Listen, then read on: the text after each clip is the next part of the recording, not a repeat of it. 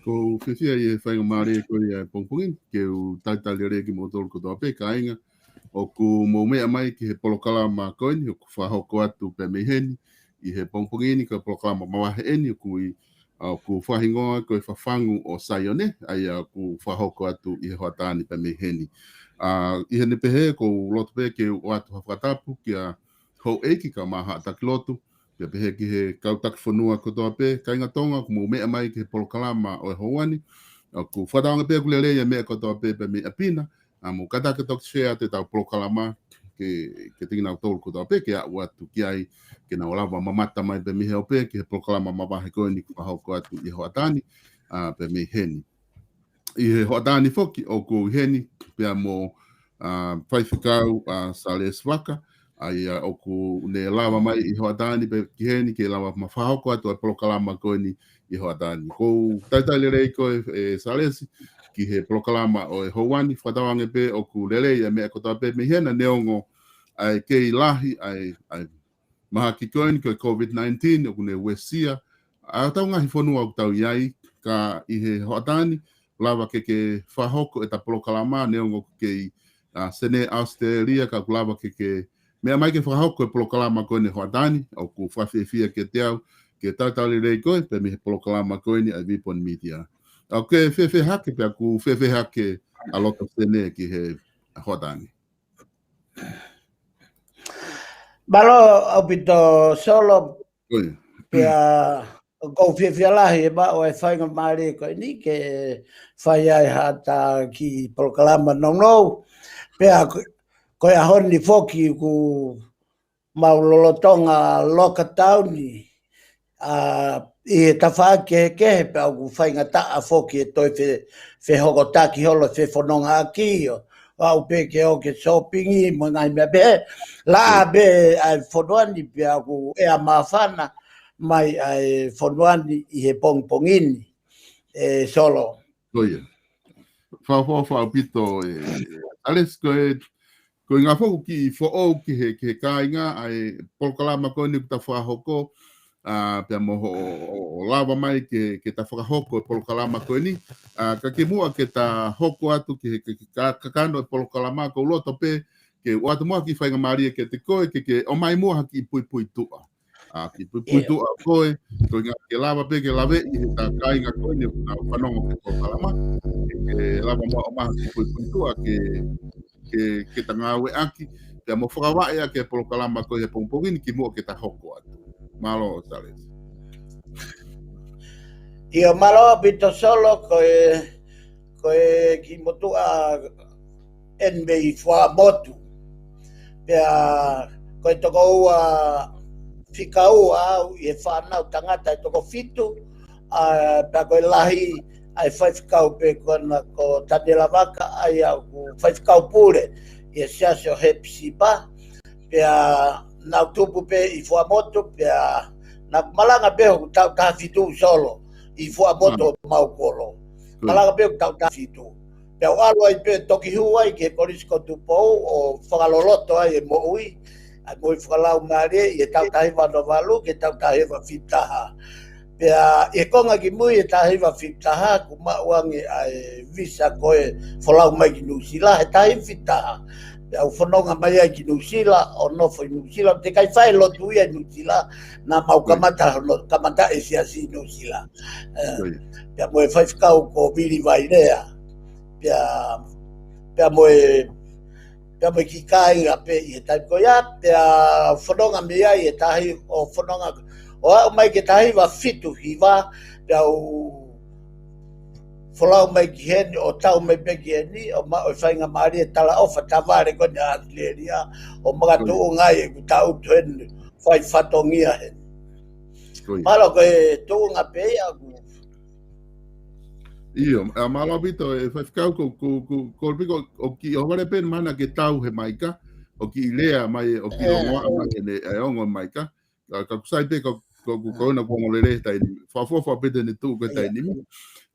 Koe whawhawha pito pia mahu inga ai historia o mai ko ngā whoki o tau wanga whoki whaiwhikau I ho tau kainga tonga na ko taimko tau talanoa ke tahiwa fitu ngofulu ko tau talanoa ke tahiwa fitu ngofulu tau ilo I peta tolu ia na iai e ki toko si I ho tau kakai tonga na nau lava folau mai ki Nusilani na lava folau mai ki heni he whanki ngāu na oang he pure anga pia nau folau mai o makatu ungai e nau nofo pia nau omi ho nau ngahi whamili ki Murini ka ko wakai hiko ki o whamatala ka tahiwa fitu taha na ke folau mai ai koe ki Nusilani pia ke toki hiki atu rewa he tahiwa fitu hiwa ki Australia toko lahi ai tau tupu ia makakai I he taimi koe ni o kai ke whanau ia I he foi taimi koe ni ku ke osi hiki mai koe ki Nusilani ka kunga ai o ke kau ko he kakai na mo hau he ngahi taimi whai ngata ko tika ka taimi ani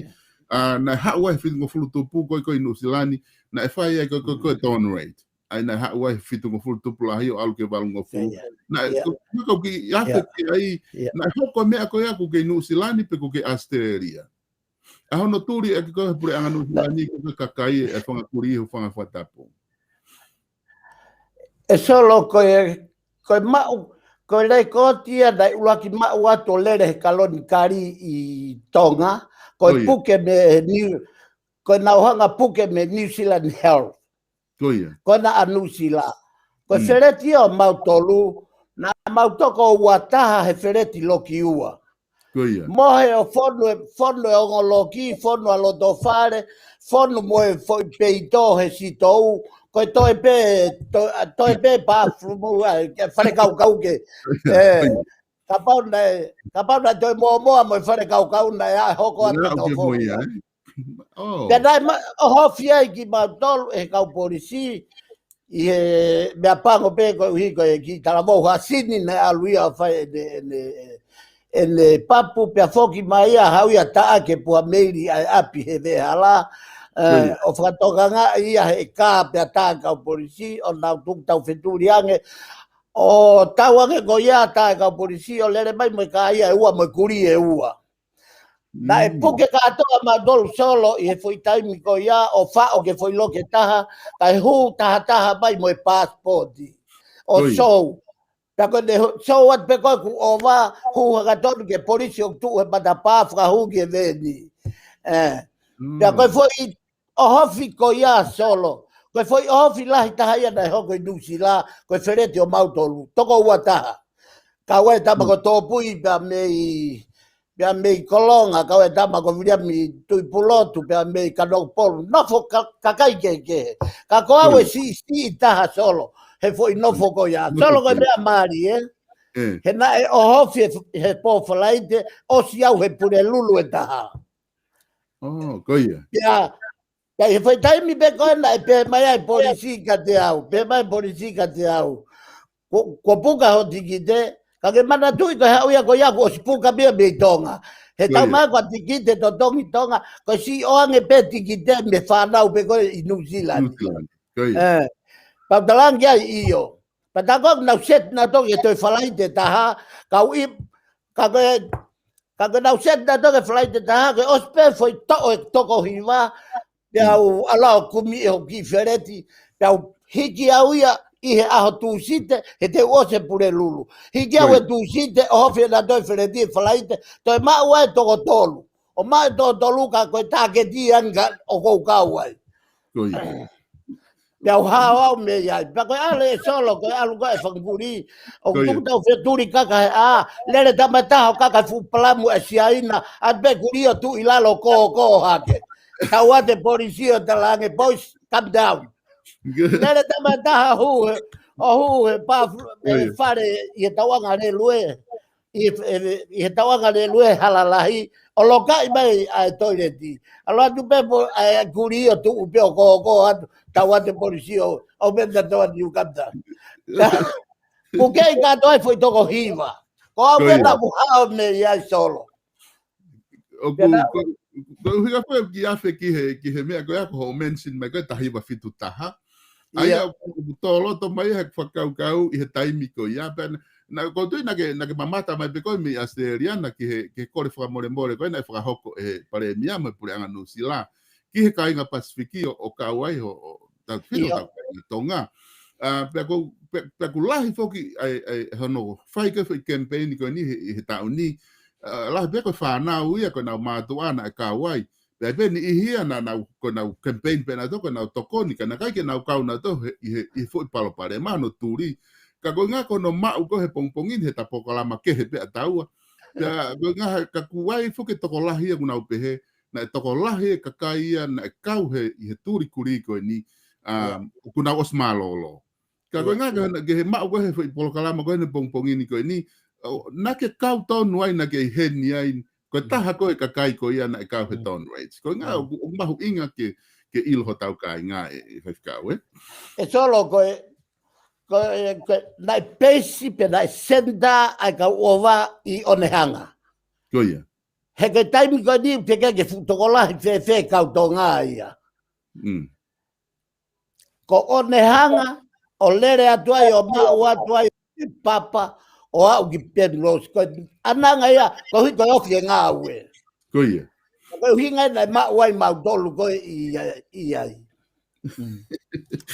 Ko ia. Ko ia. kada ku hao he na hage ko tua madala na malanga hau malanga be mi donga Ko ia ai na hau be ka fok ata ki fra doi be au ia Ko ia. Maria lah ya pito fa kau ai fa matala kon ko fa hoko ta ko nga ku o fe unga Maria ia ma ki ka venga kon o ton right kau foki mai ke ta polokala ma ko ko hingoa kon ku fa hingoa ke polokala ma kon a honi o ku ko fa fang o saione ko te lawa o ki o mai hono uhinga ke ki pakai peke ha tau kainga ke fa fang o saione io è solo con visione ko ia con visione con visione na mau ia ta hiva o no ko ia se i setema aua ko ia ko mohe sio ko ia o gumatu mo gutao que te mo faz ficar cheia agora se acha principal alguma heka i olunga ko ia e aqui logo fafango quando a coisa ione coi no gualofa ko ia ya coi ma heka ko ya ko hanga o fusie fu fafango ko ia ya que tai biga alwa fu fafango o tau he u kamea da kai ke ongo mai ko u kamea ke sauni mai ko ongo ai sauni mai he foi rea ko ni te mo fagalere lotu ko ia pe ko hinga ia o foto ai foi visione foi por kalama au ko hi ke takamata e tau e fagalere lotu Maria la habito ai foi fakau ko nga hena u fakau mo au ki fa fango saione na ebe ku fakau ko nga ku na wanga betonga he tupo ke ai ta ko ga fu fa fango he asapate ta te fita mi te fie mohe ai ka ta mai fa fango te ofi fa le lotu ko longo a foka uria ene paki ko ai fa fango no ta pe ku ka ki te lava mohe ka te tu ai pe o alu ki he lotu kana uhinga ke fokau ko ha uhinga e fafango saione ta koina ku kihanga tuku mai hono uhinga ka ko ha uhinga o ku taiheni ai e ho atani he ne whakawhelave i a fafango saione pe mo uhinga ta polokala mai i he ho atani i heni e solo na e kawe ai motuani mono whakatehina e toko fitu mau inusila katoa na e ui ki ma dolu na ui ki ma dolu e ji Koia ui ka to foi toko fitu Koia ka ko hi ko e ku heni na ia e nga se kau na ku feinga ke ave ki tonga Koia ko nga se kau hanga tonu ki e palo parema e au a tonga ki ai Koia kana e taimi to tonu hono omi e ki a te au a ngā se kau. Koia Nai o mai e konga ka te au, nai o ange konga ki takatai whai se kau pure, a Daniela Vaka. Pea moi whakatehina ko toa solo, na mau whakahaa kātoa. Koe taha ia mea koe taha ia mea pango bego hin, ai ki tala noa kovi koen ke tala noa ki a ki mau tolu ho mau ki loto whare. Koia Ki mua ho mau i solo, koe mau whae tagata, koe tagata e ki nai, me ta whake mau whae, koe tagata e ki nai kui. Pouri hono fofonga. Koia Pea kono fofua o mai koe ni koe ki nusila, pea hau ia, o teke mai ia, mea kono malo hinga, he pouri hono fofonga, a kono malo hinga a visione. Visone Koia Pena e ngau e whakatamu senturi ko loi. Pena e teke mai ia, o mai koe ki nusilani, pena si o ia ke foi pomu o te he ata. Pena hao foi pomu o paho ma loto whare. Mari. Pea pekia e kuia. Pa mau whenga ke whai ha whakataha i he pekia e takataiki, pakai lava. Ka mau nofo fo ke pā e foi pomuho ma loto whare. Nai toki tō o whā, koe foi kamata anga ia langa siasi o he psi pā. Ana o whai whakau pura, koe whai whakau koe ne visione. Koe ne visione nai pehe e solo. Koe ne visione nai pehe, tau whoki ki api o ako i e lotu mooni. Ka koe kamatai e ne ngā ue ka mau tolu. O mau ai e au e ngai tapua ki koe ni i he tuunga koe ni o kou alu holo ai he evangelio. Pea koe siasia ni e walu kou osi whakotu. Ai ana whotu e siasi i Hadiri, whotu e siasi i Hemilitoni, whotu e siasi i Okalani, whotu e siasi i Asleriani Tiwai, i Meli. Koe siasi whakamui eni kou whotu u, eni kou hao tautu ai, o live be e Polokalama malangame iai. Mahalo. Mari e lahe pita. Aia e whaiwhikau koe ne tuu koe ia ke te tala noa koe ke ngahi visione whakapalofita i he whakamatala koko ke whahoko na iai visione ki he whawhangu pe na iai pe visione e tangata e ki whaiwhikau pure i he visione koe a koe te ke lava o whakamatala mai ki he ne whelawe i aho visione koe a koe na iai hao visione ai na e whelawe i pe moe ngahi palaparema ko ia hoko i tonga pe ngahi mea kua osi hoko pe ko ia ko o kulotonga whekuki pe me whanua he ahoni. Na mau ai mission na moe pe kono whakarea taha koe mau whakaha. Mau whakaha, ko ia. Aia ka pau te tau pe ke tau alu ke visione ko ia na rea ki a sioeri wahe wa vesua walu wa hivato. Ko ia. Pe te tau au ke kuonga whaka o si e mata visione ho mou whanau. E palofi sai. Te nau, koe hāfua e mea nei whaka. Pe i he tohi ngā wewa he wako mea ta tau pe. Na aku na e mau o kui kai ko au toko taha pe e solo. Katoa foi kau tau te hinana mau katoa ngai whakamooni. Koe whakamooni, koe o mai ngai whekau. Koe ke tala ki tonga he iai mea lahe hoko i tonga. Koi. Ka koe ku ngahi visione aku nei whiunga mai fo i visione e ono. Koe tolu ki atu pou wha, kia tolu ki atu pou nima. Koe tolu koe ki atu pou wha, te huanga peo whakamatalat, ka talere pe Polokalama, pa kakai ose ta Polokalama he ahoni, pa ta hoko atu, ko hi ka hanga o whakamatala whekau, ke nā ku whenga lahi solo ke tala whekau, na ea o whenga ki palas. Kia sa te ki ahio, na o whenga ko ia alomau ai Palestini he taimi ko ia Alfred Mone, mau ki vavau ke ape whaikau sea, pe nei kai pe ke tari hataha ia whekau. Pea o whenga ia Sleriani ka siuperi tari ai. Pea talamai siuperi ka te au saresi kua au atonga pau kai ke mau hano palofita. Ko koe ena o atu o tua e palofita ka koe. Tu o alo tala whekau he koe mea o lotonga longoa ai. Lotonga longoa ai e wharearea mo e pure ngā mo tonga he ahoni. Pea o whenga atu. Kada ura ki tala pia ki mua e solo. Ka te hanga mua o ki tukwatu e ngai foi whekau. Ka ta toki alu taha tau ai ko e tatai uri. O whekau uluaki nai o mai ke ave ki atu pou wha. Nai pehe ai whakarea whekau. Tala ke tui ke toi whakafo'ou ai tuku whanua ki langi. Koe uhi ke ala hono tō kupu. O tō ke tongi atu pou uluaki. He kui kai ke mā oni whiunga tui e hoko mai he tua o tu pou wha. ke ne fai e tuku whanua, ai whamanatu e tuku whanua.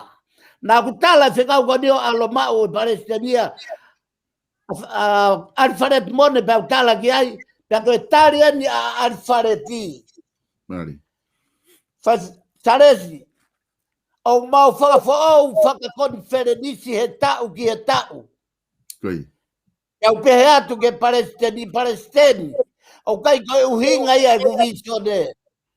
Koe uhinga e kuvisone ke katoa ngai. Koi. O kui kai koe lotu whakamanatu.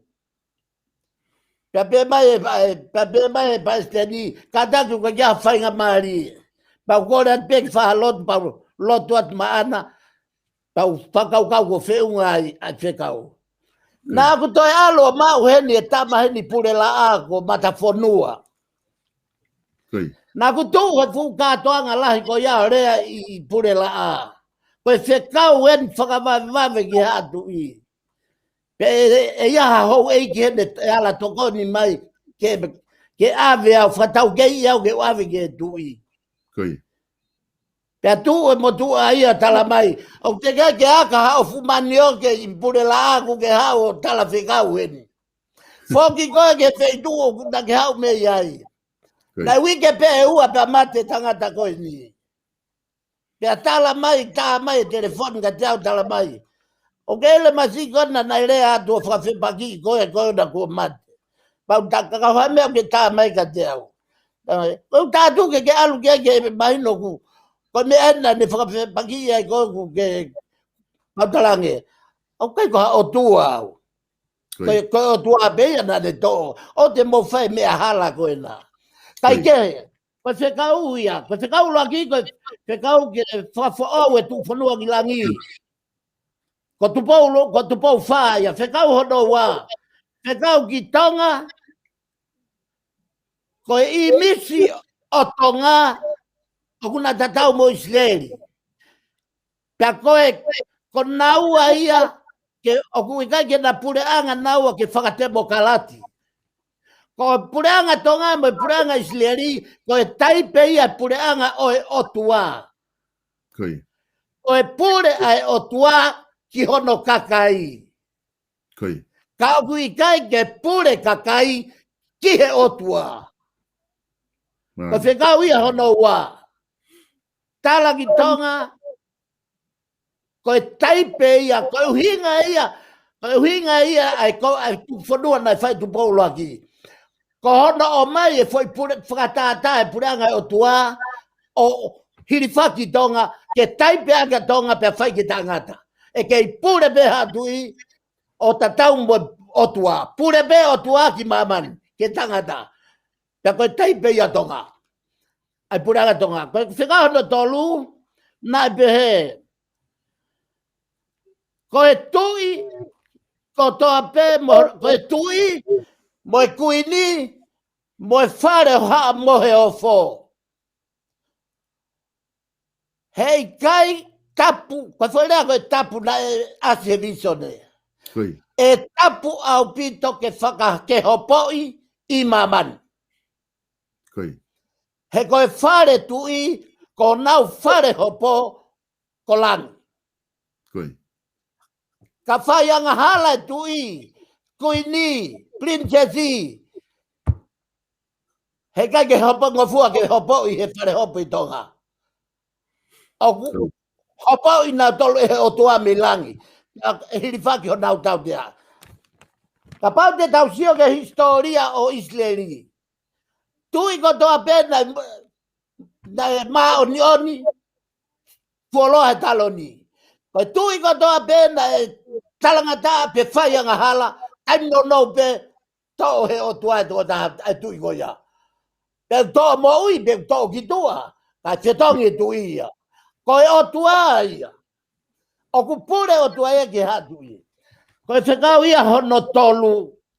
Kia tu pou wha. Tō mui ka toa solo ngai whekau koe ni.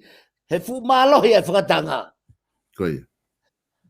Tu pou, ko e whekau ka tu pou ni mā.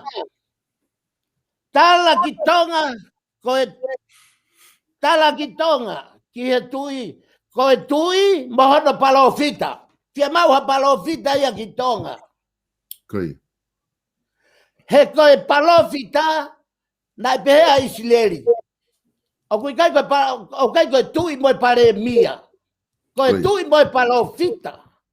He koe nof koe palofita, koe ne nof e tawhake tui, o whakaongo ke o tua, ke o mai he o tua e ne hono whina ngalo, ke taki aki he tui e whanua, pe whakahoko e palofita, ki he tui.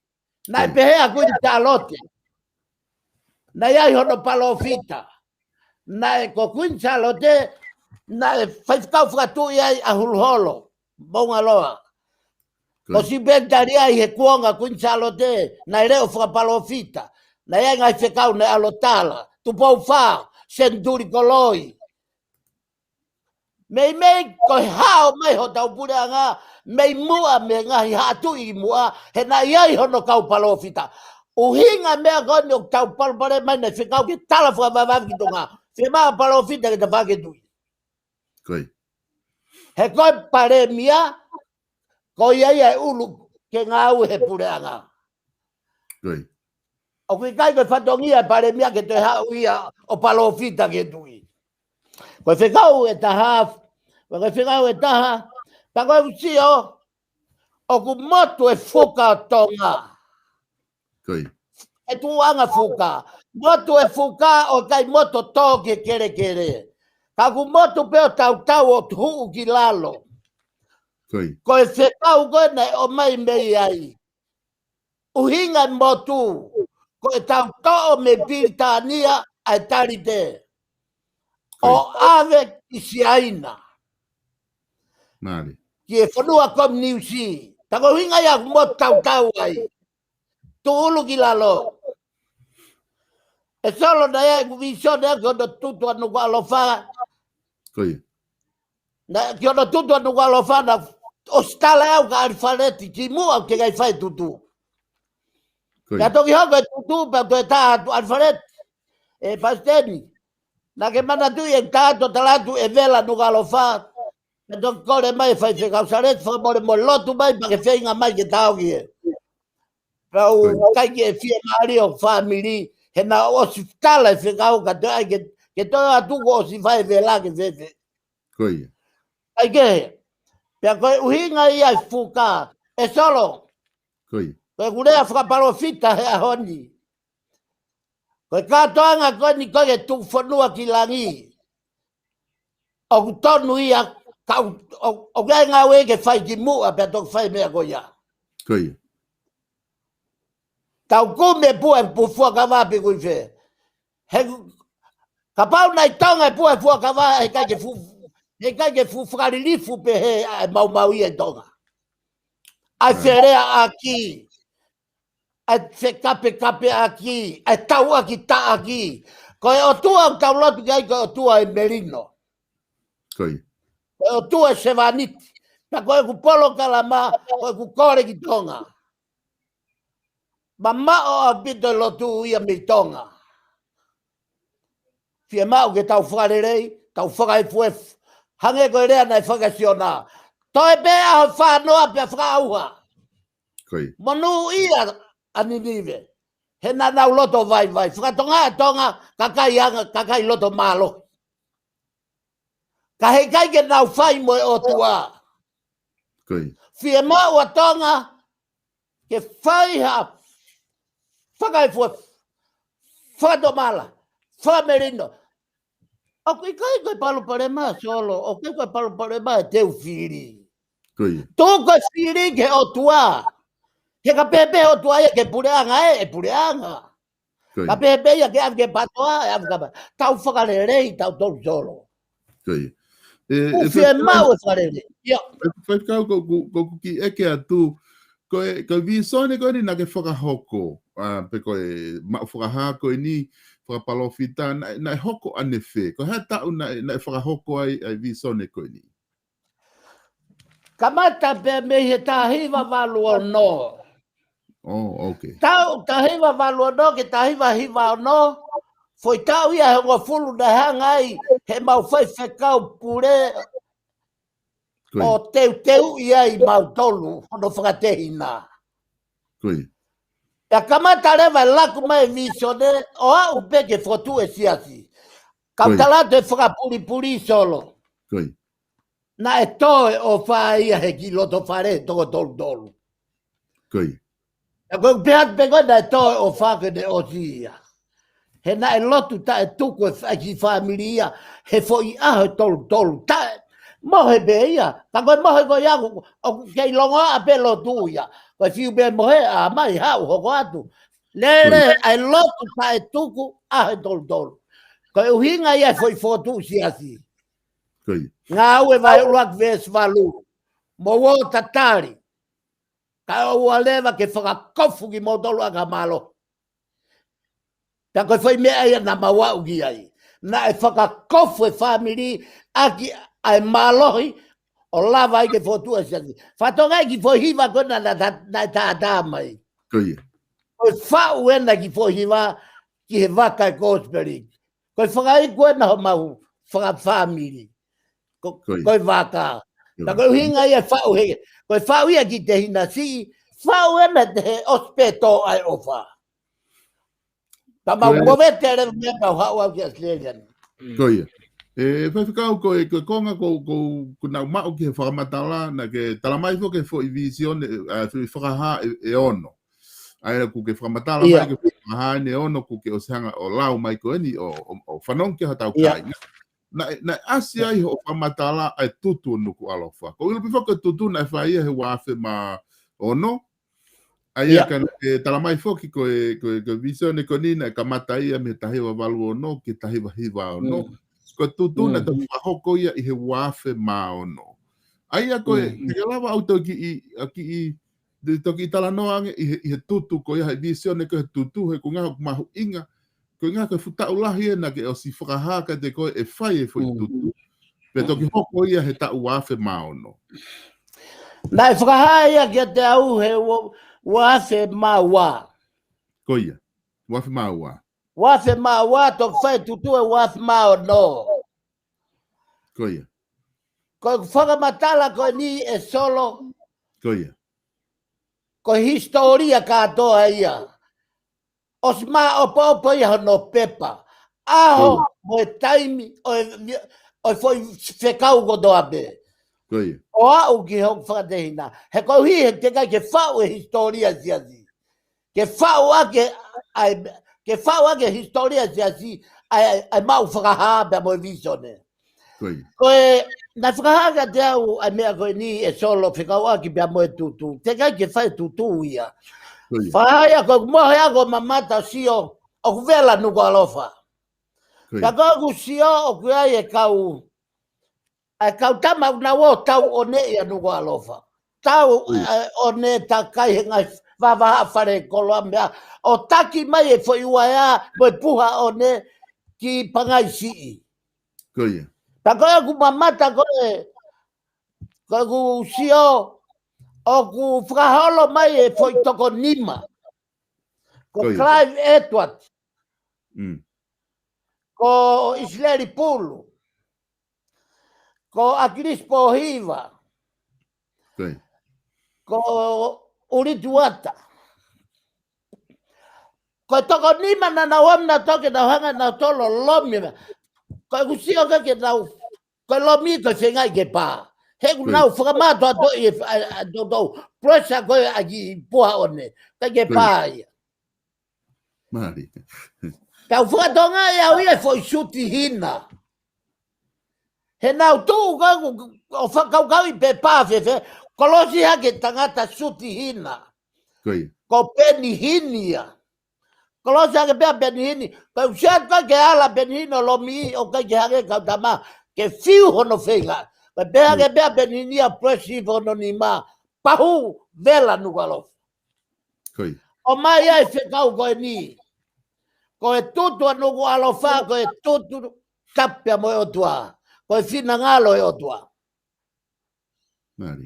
Ke whakauha. Ai kolo ofa anga.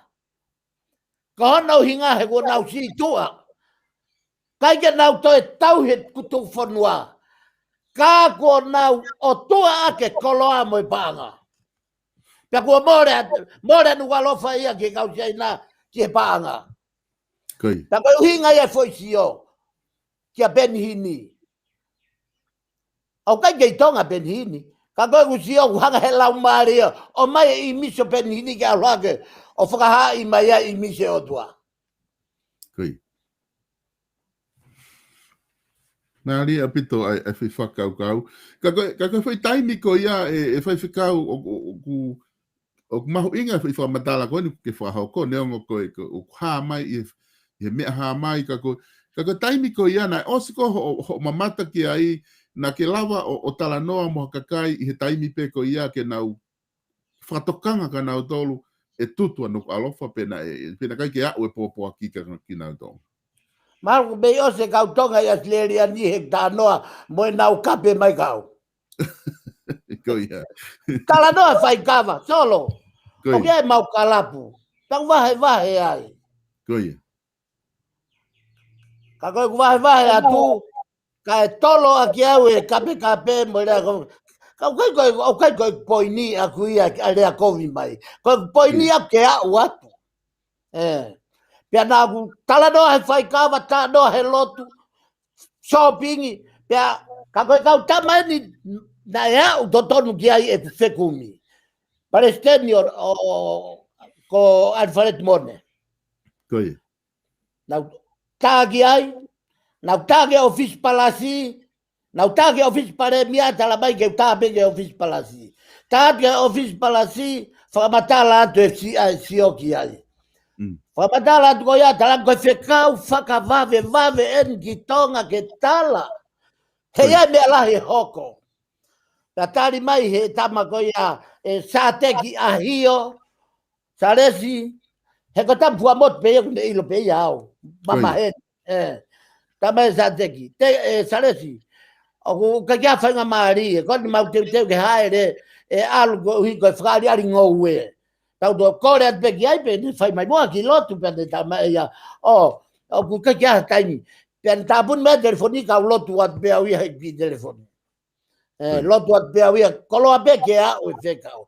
Aho kona e pā e vela. Kou to e tā atu e kou kei mana tui pe. Tāto kumi Palestini, tama he Palestini. Tama he whewhine. Koe o whai ne pere mo hono whangamoko punai loto whare. Ma ko ke ure at ke Palestini. Me hai Palestini pa pe atu. Palestini. Na ke manatu ke telefoni ato ma uko ki wawa o tala atu e ngai whekau. Ne moto atu pekau pe ma whireti ka tau. Saresi. Lotu mai pa ke whainga mai ke tau ki he tino. Mea pango pena kai ki toi tari o whamiri ke ualu. E ne osi tala e whekau ke ualu. Pea kai ki nau tari au ki tongalu atu. Pea toki hoko e vela pa nau toi whainga mai. Pea koe puho ko ia. O mai nai omi e whekau e solo. Koi. O mai e whekau ka tupo nima aua na a whakangau e popula i hataka. Ia nau dolu. He kui kai koe tutu ia e nau dolu. Koe tutu he otua. Koi. Ka kau ia he whekau maho inga a pito ain koku ke wakai ke eika koe. Neongo koe koe me e na e hoko na e si ai ka inga na nau ngai popula. I he tutu koe ni ka kou ngana o si au pe whekau na ke whahoko koe visione na ke mata meha mai ki ai ki ona na e au pe moia ki tonga. Ka neongo pe koe hae whotunga ka ku mahino o pito e whaiwhikau ai konga ko ia. Koe konga ini e taha ko loto ke tala noa ki ai. Na ke pehe foki na e motu e fuka o kai ke tō e fuka ki lalo kai hanga pe ki lalo. Aia koe uhinga pe i whakaukau koe ana ki whakaha mai koe uhinga pe na ia koe si tu ai pure anga me Britania. Katau alu tatoria ki koe si tu a me Britania katau alu ki whee. Tau alu ki siaina. I ki siaina. Lolotonga koe e tau tarite molangi. Koia. Tupo uaki molangi. Moe otua. Queen Charlotte mo Queen Elizabeth best friend Christian. Koiongo Queen Christiane. Koia. Tapuange mo tui nima. Pea tō e ia ave ke he whanua kau komniusi. Ta e tui otua. Koe motu ia e fuka. Kai whakahai he motu e fuka, o te e ki ai ke mawahe. Kei whainga maari ke whahanga au e ki ai. Koia. Ke konga ni taha whekau ko loto ke unu ki ai, ke ku eke pe aku ia, i ngahi viso ne koe ni ko ke whakahoko, mahino tutu ke te au ko os. Nai hoko tutu i he wafi maono, pe ko whupalo pale malahia, nai whekuki motonga, pe malo ni kua ke taimi o tau recover ai whanua, kau neongo ke tae no, ki se aina, ka ko lava o lele i ngā ue kotoa pe i he loto, i loto nuku alofa. Ko konga ni ko ai fuka mea hoko he tai nimi o ku ke ngai o koe ai tuku aki ai fuka oki mo drugs mo faita o kona kapu ko palo malahi o fekuki pe mo fonua e honi o ko ke lo pe ku ki hanga o iloi pe ku ki os mamatai o ko ai ki talavo kono hingoa ko afi me mo unga hola o ku ne hanga o tala mai e kakai o kawai ai princesi pilolevu pe mo hai fua kakai ko ne hanga whakaha mai ko kina tolu o kuna whae me ako ni ko whehui aku ia na ai ha whahinga visone i he ngahi visone ko ni na whelave i pe mo konga ko ni. Io, solo, Oia. ko pal porema ko toa pe o hoko i tonga ku os mau whakaha. Os whakaha ia he o tua. Koia. Ka o ko whakatehina, o kuia e toko taha ai, na whakahino ino ai mea koe nā. Aine o kou loto ke mau tau whetongi mai ko o polo kalama. Koia. Ko hono hinga, hange koe kulau, nai kai koe foi toko taha pe, ui e foi toko fitu, tau tehina kātoa. Pea koe ui koe mau tolu, pea koe mea koe, hange koe ni ko afi mei mo ngā, ko kore pe ke oatu e ka, koe tai mien solo, ta ki unu ke toi tapu, ke wa ofi ai uhinga, Nalo. Sio ke ta whamatala mai koe, lere pe he foi mau whakaha, i he mea ko. Os mau pia o kia o sea no tohi, o nos mau popo, ka jaha mea ia. Ka koe uhi, o nai loka ia i he stoa a aku i New Zealand. Ka koe foi hau pe a koe, na wike taha ki he wike taha. Koe talo tau e ne tolpe, pe ke tau e tolpe wha, na wike taha i New Zealand, wike taha i Australia, wike taha ai te turi e sa pateki New Zealand o kauka malanga ai. Te turi mai sa pateki hene o kauka malanga ai. Pea, ka koe hinga e tala noa ki ai i he mea koe ni. Koe mea koe no hoko ke ki tama. Ko whakaamu pea ka pau, o kia ia tahe whanonga mai pa huu ke foi, ke polo kalama malanga i o kui ko Revival of the Holy Spirit International. O ku lere he taha, he sāpate ko toa pe, pia mo e taimi o no e fiafi. Ko e taimi lotu hufia, o ko lere sāpate ko toa pe. Pea, ko sāpate ua tolu o me, i e lotu hufia, mau katoa ai, e kukore lotu ke o tua au. Na kukore lotu ke o tua ke ave muha parofita ki tonga. Nai kai ke fuoloa me kore au atolo me mapuna ki tama. Nai kamata pe ne laivi na ia me Februari. Ka nai kai ke fu maalohi pe he, o hange ke foi taimi koni kona, o se loto kore, hue ki tama. Solo, koe parofita ena ki tonga. O ko sio bea kono tai fefeka. Tai he tawhaki koe, sai. Koe palofita, koe kuri ko. Uhinga e palofita. Fie mau hataha ke ne kalou i anga halai tonga. Ka ke lava, kau whaifekau, kau takilotu, kau nopere, kau hou eiki, ka ke ta lava hatahi a rea. Kai te lava taia, osi mapone ngutu. Fie mau hataha ke ne whakamau ia tonga. Fie mau bea whai tōna ke ne whakamau ia tonga. Koe palofita ena te ne whakamau ia whare tui.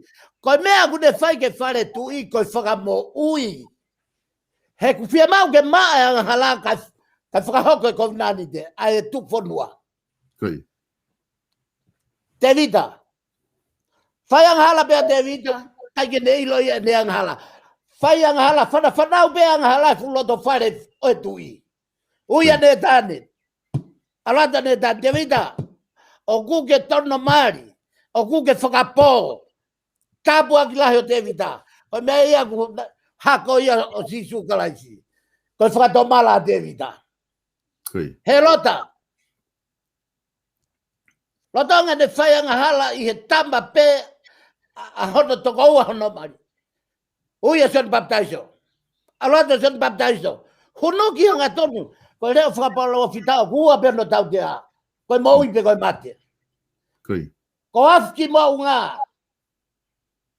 ka pau te nau mui ai te volo te nau hanga o whakaponge ki tama ka koe kure atu i hok tunga whakapalo fita na kulatu e ahua tolu me mapuna ki tama pau talangot ko whakapalo ke o tua ko tangata ina tene o ko whia ke whakamau e whare tui ko mea kui ko o wha e solo ko e tau longo mo e mapuni ho tau ngutu ko e tau tae ofa ke tui whia mau ke tau hanga whamaa tui whamaa ko i he ko anga hala wanga hala tangata ko toa pe ka ko nau tol ko toa pe nau rea ke ki tama ko whaamu ke nau mau he ahoni whalonglongo he ku pure pe o tuaia hanga pe o tuaia o mai tama trucks ke hau pe ia tunga whakapalo vita o kune ilo e palu pare mai trucks ui pe hao se aia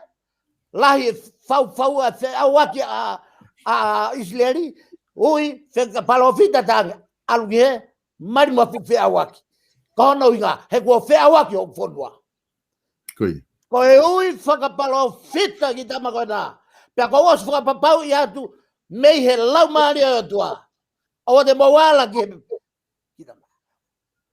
Talo i tonga, ko i whamau i ana mehi o lunga alo alo.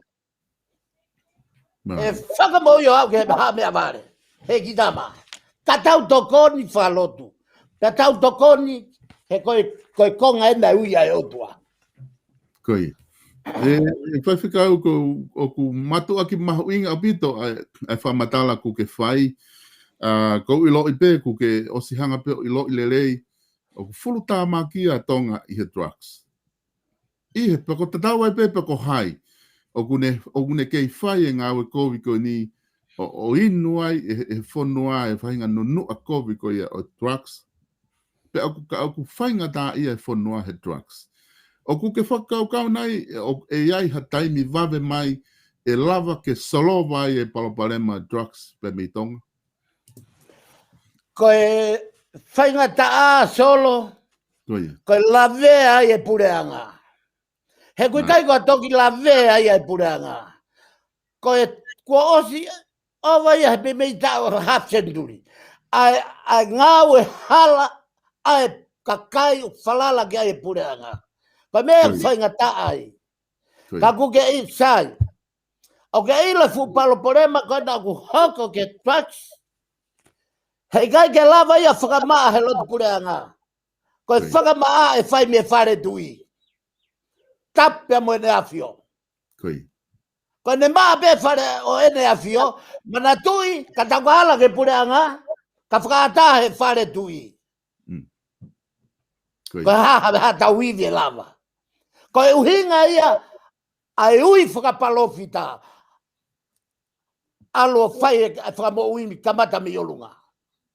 He koe ne maa pia olunga, whai ngo fua rewa hanu whakamo uia lalo.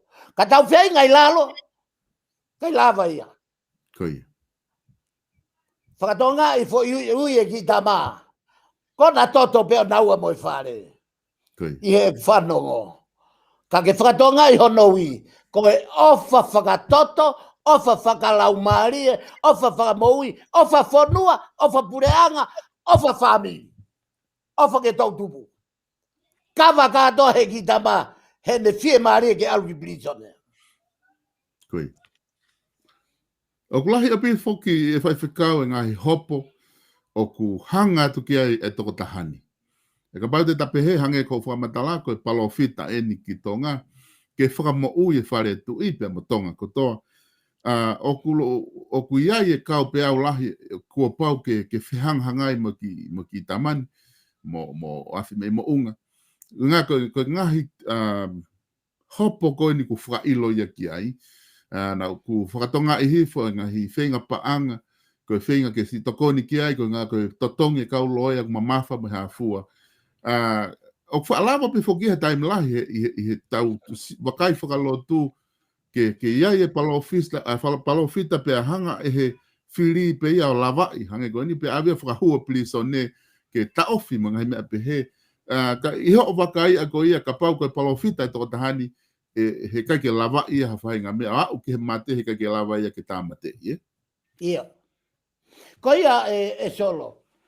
Ai benda ki ta siria ta nei ia ne tane mo te vita mo sian baptization mea o kua pe hala leo fa palofita ko moi pe ko mate ka ke fa toka ngai ai natula ko me o ki tama fa toka ngai na de os ko osi he aki ia ki mo au ke kai kamata ne ngawe ko ne tari ia ko ha me hoko ki ai ka koe me ofa he whonua, ofa. Foi me ai au tonu ke puke he kakai. Ko hala koe na whou ai. Ko ne osi mau ia ai lau maari e whakamoui. Peka mau e aluato tamatei. Solo, o ku mate ono fuka kanoa, pe te tau mate ko toa peo no foi whai toka. Pore ki tama ia ke kauia he hiwa. Moe, whakalang lagi o tua. Ke taingata. Koi. Ia ne pehe rewa o ku ke tui, o ku ai hani ihi, o ku nau teke he ki i tamā, pe ki ho wakai, ko e ui whakapalofita, ko ke te teke mui, o koe ke whakawhalala ia e hato e teke a tangata. Io, ko e ui whakapalofita, ko pau ko e toko taha, o ku ne mao e fo i mea ko e ni kono whakapuripuri ia. Hataha o pore ke leo whakapalofita, ko e pōna kein, pe ko e whanau i whou e mo ui. Solo, o kurea ake kau whai whekau kau kai mahino ia ka nau tolo mea koe pōna kein. Koia. Koe pōna kein i he leo whakapalofita koe tamte i hoto kita. Kai rangi kita i sisu. Kui. Lea, longo. Koe mea ia kui koe pōna kein. Hei kai lava taha pōna kein, kai osko iau kei whai tutun beno loto, pia toi whenga ke taria sisu. Koe tauhi o tua waia. Ofa ki he, whia ki he. Whia mau ke mate taha. Pea koe mea ia kau sio mi he tunga whakapalofita. O ku whakaori ai malanga e kakai ospea tala ku nau pōna keine mo ui. Ka kei kape pe, kai ofa pe ke toko ua koe, kape pe ke whahai koe. O kia solo, he hobo, hobo kolomo to, o kia mea kau palofita pe he iai. Maria pito e whakau kai. E whakau ko ki mako ko wha o se ben pata tok wha ma opo ko ngā kata taimi. Ko uhinga i he tawhaaki koe ni ngai mea pata talanoa ki ai o kuiai e ngahi konga ai o kuiai natula whakapolitikare i he te tuk koe tai nimi. Ka ko kukore atu ka te koe ke whama ala mai ta whaaki ko ia o kuke kau ki ha pāti whakapolitikare pe kuke talanoa pe i holakanga koe whaifkau koe. Me pago pe solo kapau te ke whakatonga i hifo i he Facebook e ku pe mea ko tō pe. O te ki ai pe ke utohi au ka taha. Koia. O komeni mai ka kai kau kai ke kona uhinga he nai ta ofi au he lau maari e. Koia. A ke uhinga koe ni. Nai pe he lau maari e. Ta ki whakatapu pe ki ai kona uhinga kau huarela ke lau maari e. Ko hi kau whamatala mea. Ko e tūka kompiuta pia mo e leo e lau maari e. Ka ke mālohi ke kompiuta e more. E kai te ke toi lava ko whanoko kau. Koia. O ko malanga au. Ngau e aki pia uia e kompiuta. Ngau e aki pia Facebook a. Ka i he foi flow pe koe malanga. Malanga tatawe. Message pe. Pa ospe koe apa koe ne osia. Pakawea ya taha. Fie whakawheta, fie whakamalo, whai ke he otua he koe otua. O wai whai mai ka au he koe, whekau au ia he otua ki o alo whai ne pui. Ta koe uhinga iau kai ke he kakamalo he e solo ke o si mea ipe. Koe te ki lava pe hoa tolo te i he mea ku te osiongo e ki tai aku o more mea hoto atama. Koe uhinga iau kai ke manako ai, ke ngau ki he osio mahe lau mari, ko nofo pe ke Facebook ka te ke te lava ko whanong ko kureo. O kurea mai lau mari. Pe koe mea ia ko ilo koe vai ange kau karistea ne hauni. Ma tu koe kuonga whao sien. Kuonga ne lau mari. O kunau kei toho whakasisu pe nau tolu. Pekia sisu, kono tatau ko lau mari. Ko me ko na lea ke sisu kakano, ko ia ni o lea ke lau mari. Pea ko tauhi ko fafare mo lau mari. Talango fua mate hoto kita. Hau e fo. E ko te rea pe hoko. Ko te rea pe hoko. Ta ko hinga ia hono ui ai whakatehina ko ni o mau fotu e si asi. E na e toe o fa ko e tonu ai whaiako. Koia.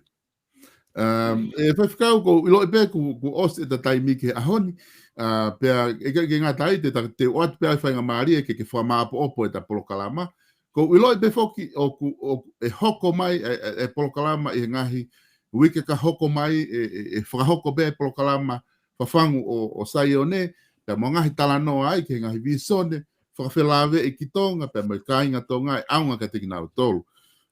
Iho o ko ko uhinga ni ke talanoa ke fe ko ni ko wate awia o kuiai hangahi visone ai te tau talanoa ke he kahau o whawhelave i ki he whiri whare area ko ia tau hanga tuki ai. Io, ko politika re foki solo me apango peko ko ta mausia e dolahi ka ko mahu inga politika re ia he heka politika re ia he civilize. Ko ia.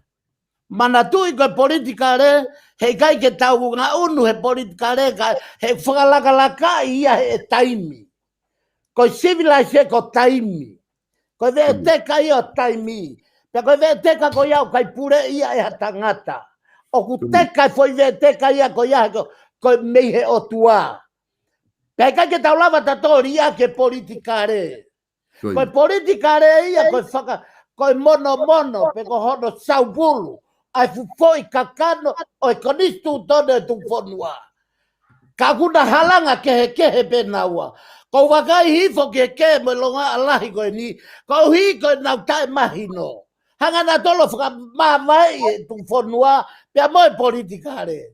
Ikai ko tu fonua o na foia o na fe tu fonua ia e foi palo mesi a tui pe mo o tua i e taimi tatau pe te tauhanga o mono saupulu a ngahi a vava ko toa pe o civilize ke tau lue mo civilize he ko fuwe te kai a taimi he ke he tau he fulu ko ni tau ho fulu ka hau liliu tau he fulu ho mai liliu pe te tau ke ino foi pe tu fonua ko tu fonua ia ko foi kovna niti. Ko foi area pau 50 by 50. Nima o tua, nima tu paulu aki. Na lulu, haiki na ua he mawhai e o tua. Ka koe civilize. Te taumate tato e ahoni e aluake tau tangata. Aluake tau tangata. Tau tangata ta ua solo. E kehe ia me tau tangata koe hoko mai. Koe politika re ia. Koe civilize. Koe vete ka koe taimi pure o tua.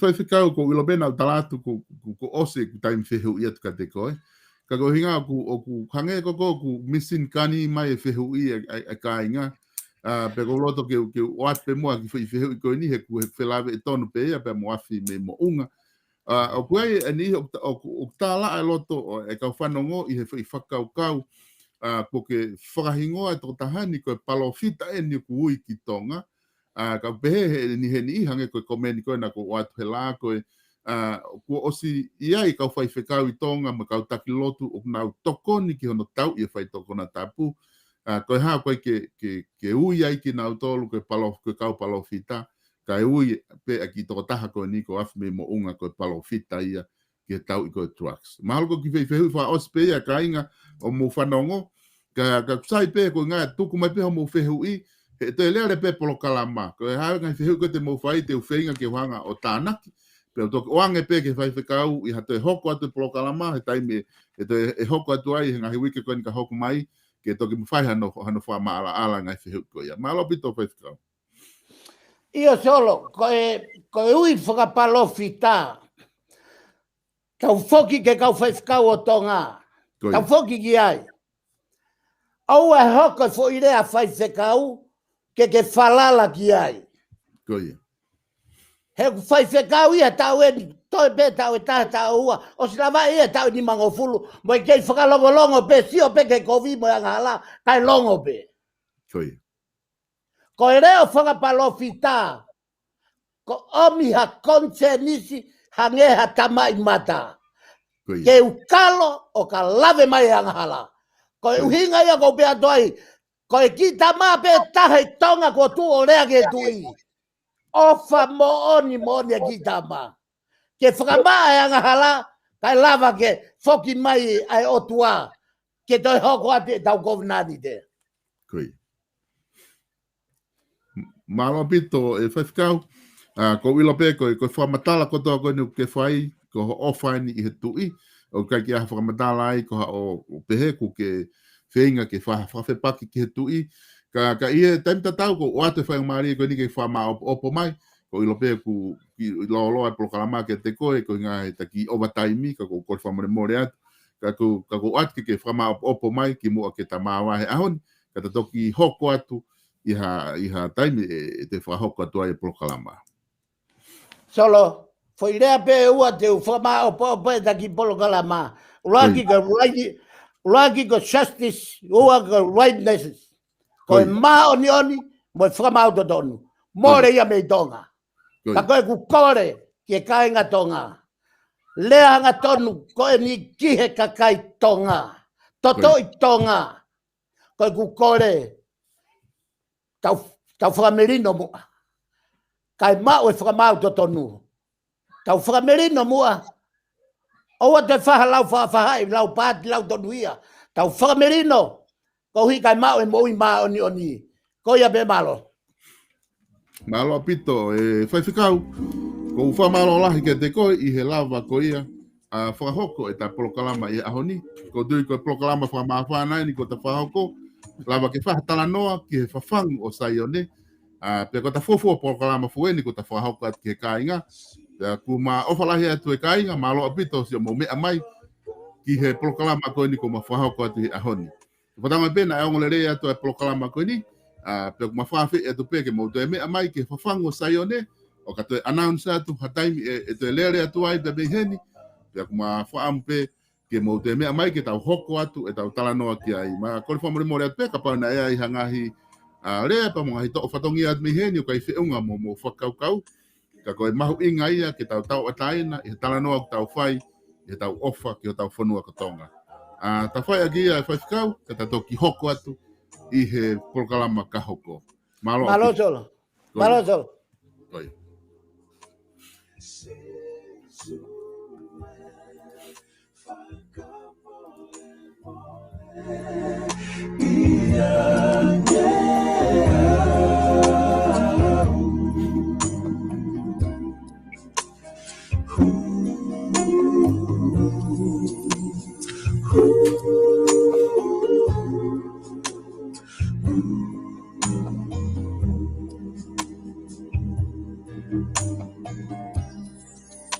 Si sue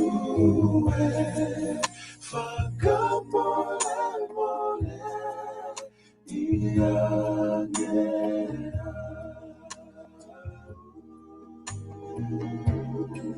hala e kumau ni ho ofe kau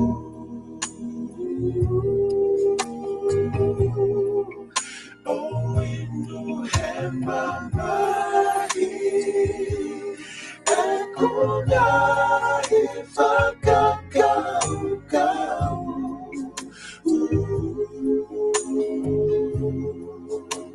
Sisue whakamole ia